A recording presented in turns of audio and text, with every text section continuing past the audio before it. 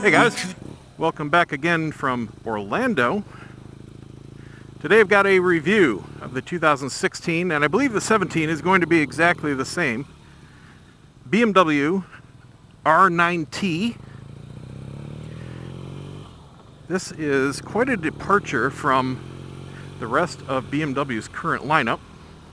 Should have a nice route today. This is the very first ride going out for the day, and I'm the only one on it. Love it. This is a very lightweight, basic bike with modern design. Quite a visceral experience just starting it, idling it.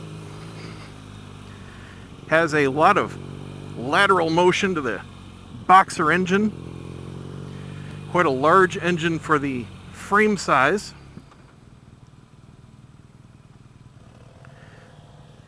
A fairly stiff suspension. It's a different sort of rider's triangle. It is pretty much like a lot of the lightweight nakeds, like the FZ07, however, a way more comfy seat. It does have a lean forward position, and when you're riding, if you've got taller legs like me, I've got a 32-inch inseam, it's a little cramped. However, it's comfortable. Really nice fit on the seat and the tank. When I give it a little gas here, the whole thing just shakes side to side, shifts. It's got a vibration to it, but it's quite pleasant. It's not like a V-twin where everything's just vibrating. You feel each piston just hitting the engine. Very smooth transmission. Pretty much a video game. But even when you shift and the torque kicks in, I can tell this thing's got a pretty hefty flywheel on it. It's got a real frame kick to it. It reminds, ooh, that's a nice exhaust burble on decel. That is beautiful. Absolutely love that. But the torque kick really reminds me of the Royal Enfield when you shift up. And I'm not even getting on it yet. It's got that weird thing. I'm down in first gear, and the transmission lets me shift the peg down like there's another gear and it just doesn't click. I hate that. I like it when it just stops. When you're in first gear, that lever shouldn't move down. It's got that gummy rubber feeling to it. I don't know, that's just a personal quirk. Not a huge deal. Gauges are simple, but very easy to read. Brakes are very good. It has a tiny bit of nosedive, but then it very quickly settles. Very controlled feeling. Now I'm standing up, and I've got about 1.5 inches, maybe 2 underneath me. It's a quite low seat. Very comfy. It's got rounded contours that really fit my inner thighs well. It's a narrow frame. I love the way the engine shakes the bike. It just lets you know that it's there and it's working for you. Now when you kick it up into gear, it lurches forward. It's got a ton of torque. I'm in third gear here, 5,000 RPM.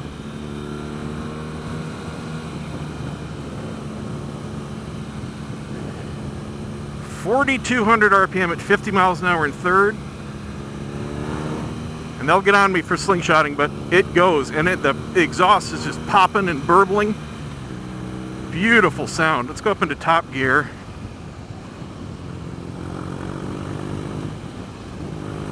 It's quite loud for a stock exhaust. It's got a mean growly rasp to it when you get on it. Sixth gear, 50 miles an hour is 2,800 RPM. Absolutely no vibration coming through the seat, a little bit through the handlebars. The grips feel on the thin and small side. They are not like cruisers, they're not like touring. They're more like a dirt bike. Very thin looking bar. But remember, this is a fairly basic bike. In the center of the, okay, bit rough on the bumps. In the center of the gauges, we've got a decent LCD display. I can read it all. It's just a basic, looks like a non-backlit at least right now. You know, the old liquid crystal watch type display. You got the time, you've got an odometer. You got some information in the center, and I'm not sure what it's reading. It's got a gas pump symbol, and it says 38. And I can press info and cycle through stuff here. I've got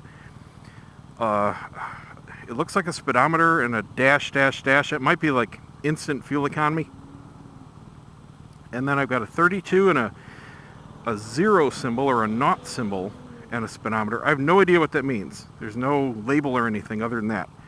So that's it. That's all the info button does. And then the gear selector is nice and big below that. The gauges themselves, completely easy to read, just glancing down. At an idle here, it's shaking a little bit. We do have a grip heater button. At least that's what it should be. Let's try it. Yep. Got a little icon that comes up. That's level 1, level 2, and off. So you got 2 options for that. We have adjustable levers, that's the word for it, on both sides.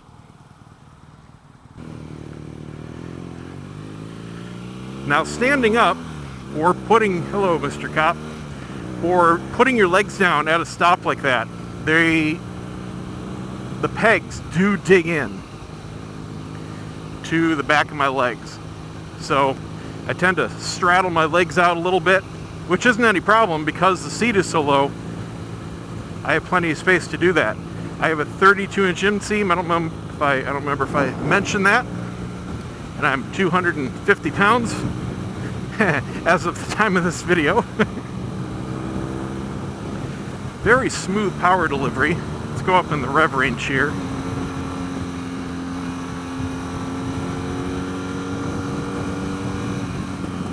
Oh, I love that exhaust sound on the overrun. It is just fantastic. That is the best sounding deceleration I have ever heard on a motorcycle. I'm not kidding. It sounds exactly, okay, if any of you had a supercharged Mini Cooper, that is the sound. Oh, that is just, I could do this all day. I love that sound. My bike does it a little tiny bit, and my bobber will do it a little tiny bit if I hold it right at that midpoint between accelerating and not. But this just does it on demand. Just a beautiful sound.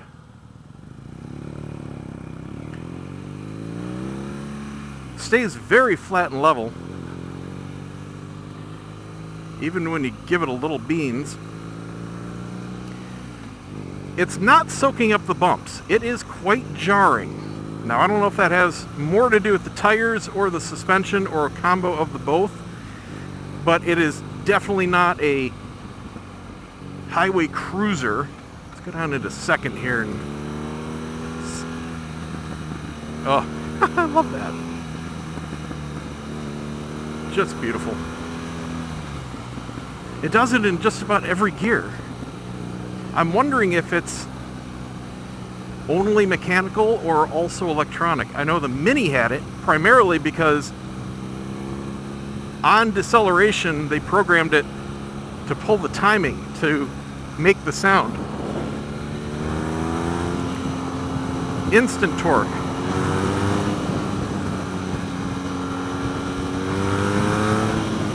It sounds like an airplane. I'm not kidding. When you get it up in the RPM range, it sounds exactly like a prop airplane. I absolutely love the sound. I'm not exaggerating with how cool this thing sounds. I mean, on the gas, decelerating, absolutely amazing. Downshifting's very smooth. Pedals are in very good positions. I got big feet. I got 14s, and they're exactly where I expect them to be. Clutch is very light.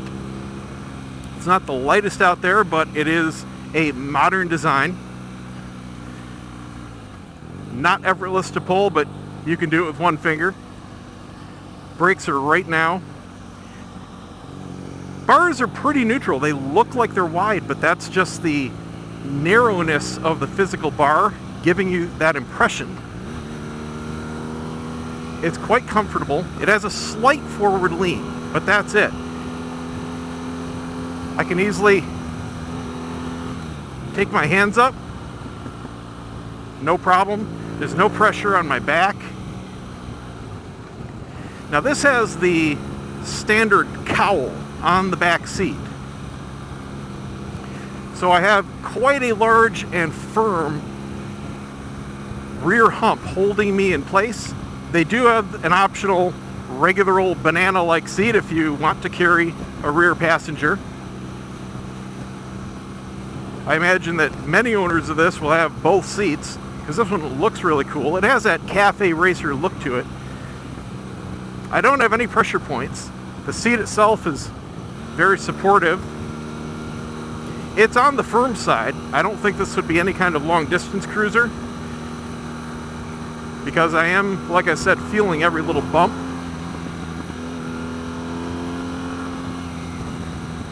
Yep, that sound is, man, I'm going to call it my favorite sounding stock motorcycle exhaust. And better than the vast majority of the aftermarkets, I'm not kidding. And it's got some volume. Those little burbles on deceleration, they actually are felt. They have a little bit of concussive hit to them. And the sound of the exhaust is quite loud. I would bet it's right at the legal limit for a stock exhaust. Quite impressive. Extremely light and nimble. The overall handling, if you've ridden an FZ07 from Yamaha or the FZ or FJ09, this feels like a lowered version. You definitely have the impression that you are a couple inches lower and the pegs are just a little bit higher.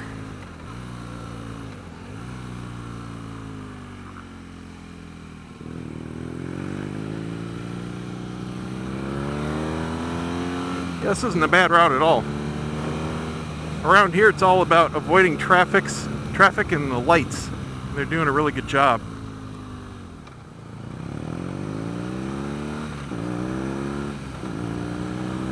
Let's go into top gear and check out the acceleration.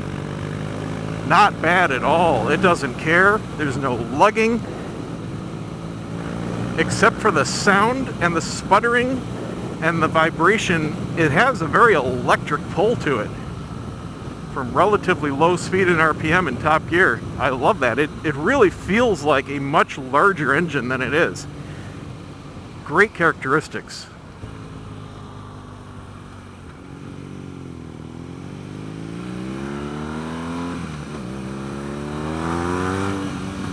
Tons of power in first and second.